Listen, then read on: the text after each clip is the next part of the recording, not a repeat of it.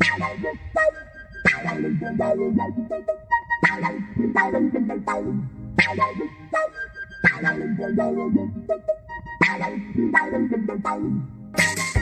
to Ecommerce, a podcast for e-commerce wearable brands navigating technical complexity and change, brought to you by Command C.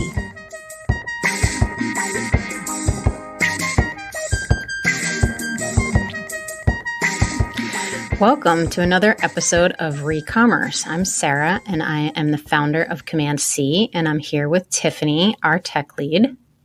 Hi, everyone. Hey, Tiff. Good morning. We're up pretty early to record this podcast this morning, so we're going to try to stay awake. So today we're going to talk about the importance of having a strategy for data migration when replatforming or upgrading your site to a newer version. And when we're talking about data migration, specifically what we're talking about, the core elements that we're talking about are products, customers, and order history.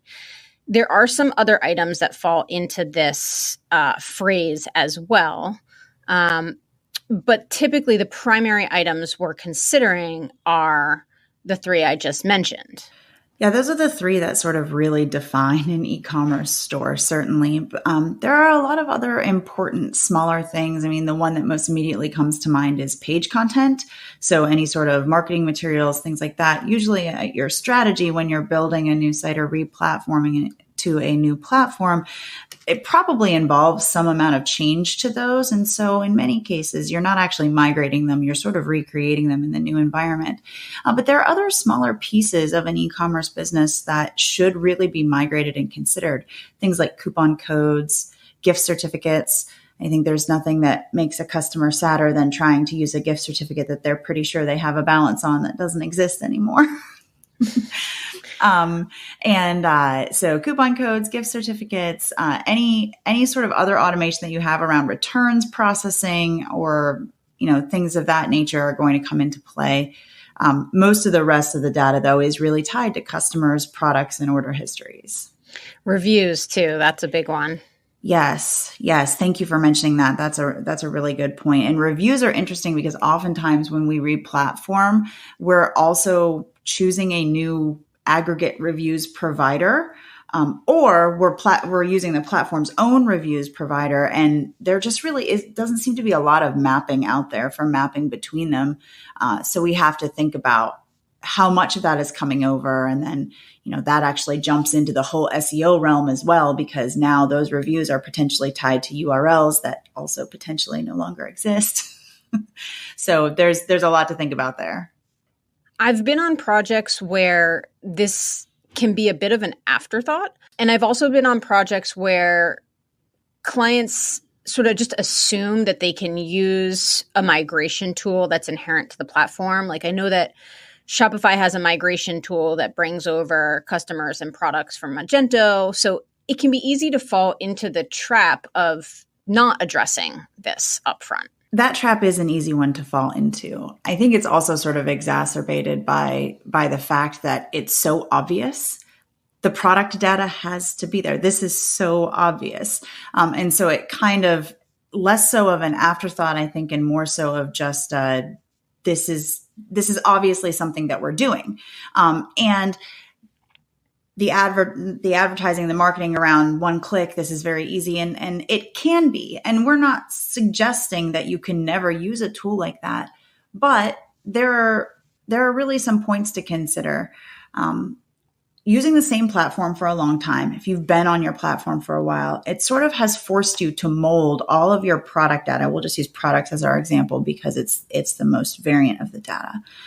It has forced you to mold all of your product data into whatever data structure that platform has provided for you. And a lot of times what we see is that over time, that becomes a little bit skewed. So now we need a flag for drop shipping so that we can indicate to customers on the front end that this item is drop shipped, but there really isn't one in the platform. So let's use this other thing, or let's piggyback it on top of the fact that this is a product that can only be shipped using X shipping method. So all this logic exists inside the product data or tangent to the product data. And that logic doesn't necessarily need to be there anymore, especially if the new platform is more modern and has better handling of product attribute data. Migration is the absolute perfect opportunity to take a step away from your platform and think about your data holistically. These are the pieces of information that I need to store about my products. These are the pieces that my customers need to know. These are the pieces that can be automated based on other factors and logic. And thinking about all of that also informs the development process in addition to the migration process. I guess what I hear you saying is that data migration is really an opportunity to optimize your content in a way and be strategic about what you actually need to bring over versus just sort of bringing over all this potentially legacy information for the sake of bringing it over. Yes. And, depending on your platform, that trimming down of the data into its most perfect form, so to speak, is also going to have a performance impact. So this is a really smart change to make all around.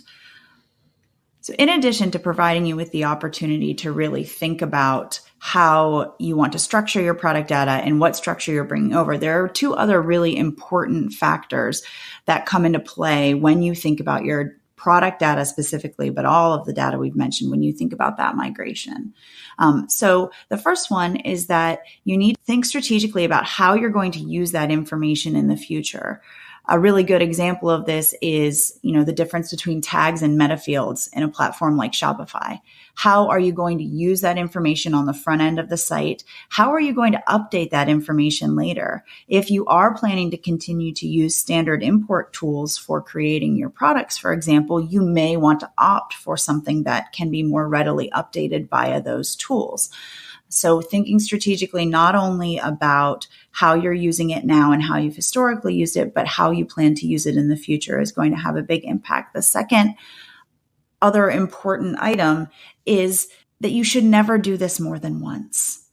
It is really, really important that your product data, your customer data, and order histories, which we'll probably talk about a little bit more, they have baggage.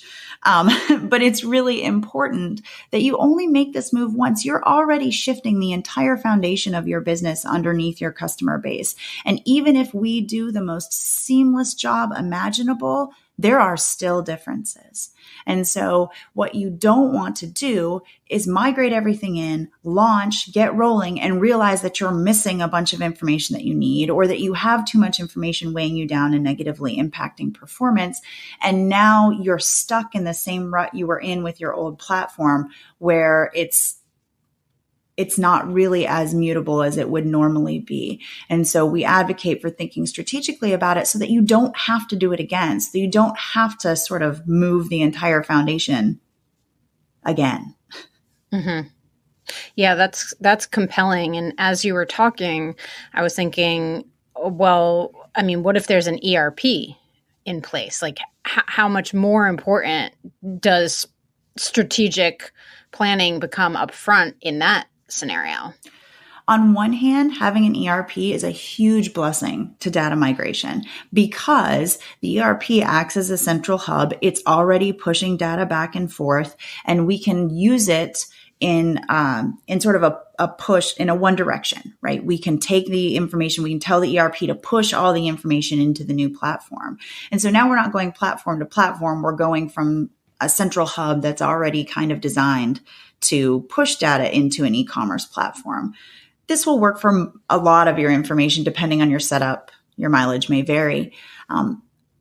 But the flip side of that is that now you also have an ERP to deal with. And so migration becomes not just about getting the data in the new place, but it's also about how do we make the cutover at launch time to make sure that you're not losing information? How do we test this ahead of time without polluting your production data, which is something that we spend a lot of time working through the mechanisms for a lot of safeguards go into place, because it's obviously much less than ideal if your test orders from your QA process land inside your ERP and get processed by your shipping team. Yeah, that's not really that fun.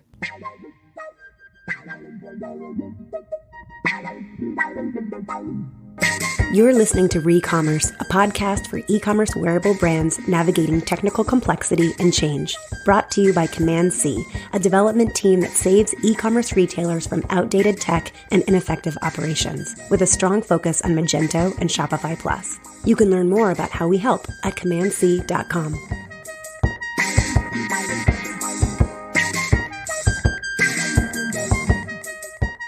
So I'm hoping that we've made the case for why an upfront strategy is so crucial in this scenario. Let's kind of dive into the nitty gritty a little bit about the top level points of data that we mentioned, starting with products and customers. So when we're migrating product data, the strategy that we use for accomplishing the actual migration of the data really depends on how you can get it out of your old system. So how does it come out? Does it come out in a spreadsheet? Do we have access to the database that houses it? Are there existing tools like an ERP, for example, that would allow us to fetch that data in an alternate way? But the biggest determining factor as to how we accomplish the migration tends to be how clean is the data and how does it come out of the existing system. So if you tell me the only thing you have is a 70,000 row CSV full of all your product data, as long as that is in a machine readable format, and by that I mean as long as it's pretty standardized and there aren't a lot of weird things in it, we're likely looking at a scenario where we are either rewriting that CSV into the format that the platform will take, or we are writing our own integration with an API that's going to migrate all of that information in. Most platforms that we work with have a CSV importer. It just seems to be the way that product data gets passed around. And it's usually pretty easy to get the data into that format. And so a lot of times that's the approach that we take. That also gives the merchant the opportunity to really scrub that data ahead of time without needing to modify it in their existing platform. So there's some plus sides to using that CSV approach, although it's probably the only time you will ever hear me say or advocate for a spreadsheet ever. I'm having deja vu. I feel like this isn't the first time you hated on spreadsheets. Sorry. Just kidding. But it does give the merchant the opportunity to really scrub that data and remove whole columns that you don't even need and rename columns. And so, and then it becomes, a very collaborative migration process. There are also the sort of one-click tools. They're designed to work platform to platform. And in many cases, this is accomplished with a direct database access. We provide access credentials for each platform, and then you click the button and it runs the import. This is something that if you have a small store, one that would almost be on the edge of maybe possibly you would consider migrating the products by hand, like 50 or less. That one-click tool might be an excellent place to start without any testing. Just run it and see what it does. Because removing 50 products from the new platform and starting over again with a more robust solution isn't going to be a big deal. Mm-hmm. And does everything that you just said apply to customers as well? Like, are those pretty kind of similar in structure and process? Customers tend to be the most straightforward of the data migration that we run. I like to think it's because we've been storing personal information about people forever. I mean, phone books, you name it. So we pretty much got that. We pretty much got that nailed. There are some interesting things to pay attention for. Some platforms won't store multiple addresses. Some platforms won't let you assign default shipping and billing addresses. So there are some things to pay attention to, but for the most part, customer import tends to be really straightforward. The only thing, I'll give one little gotcha to that, I guess, which is passwords. Usually passwords don't migrate well between systems. If you're upgrading within the same system, like if you were going from version 1 of a platform to version 2, you might be fine. But if you're migrating between two completely different platforms, you may need a strategy for notifying your customers that their passwords have been changed.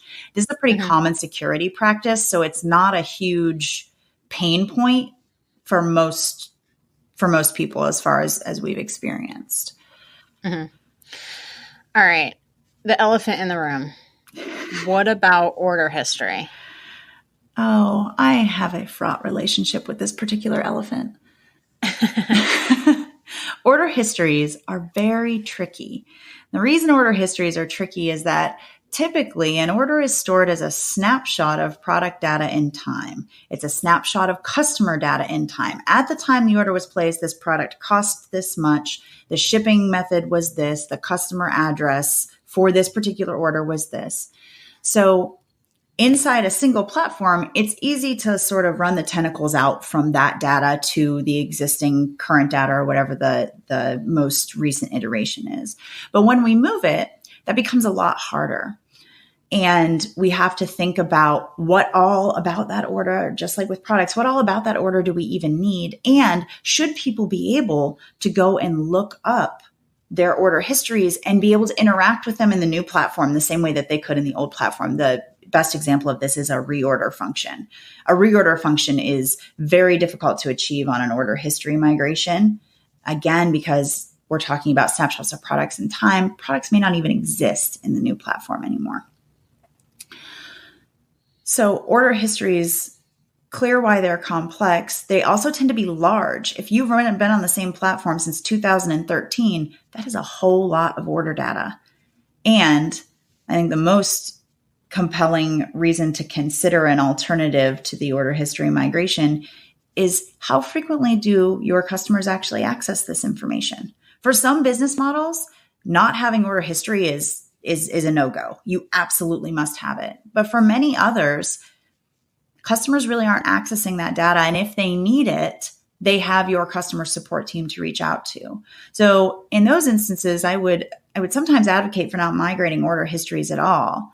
There's also kind of a hybrid middle ground solution where we don't migrate the order histories, but we write a tool that fetches them on demand out of the old system. It does mean you have to keep hosting alive for the old system, but if we can fetch that order history on demand when a customer logs in and accesses it, and we verify that they are who they say they are, then you're not needing to clutter up your new system with all that old data, but you're still providing a layer of customer support at roughly the same level of functionality, because again, we're not really going to accomplish reorders in any readily available way. And then we've covered the basic needs of customers when it comes to order history, and we sort of backfill with our customer support team who can always look up the old data in the old systems. Well, that's incredibly informative, and I think we've made our case. So thanks for the chat this morning. It's great to talk to you as always. As always. Thanks, Sarah.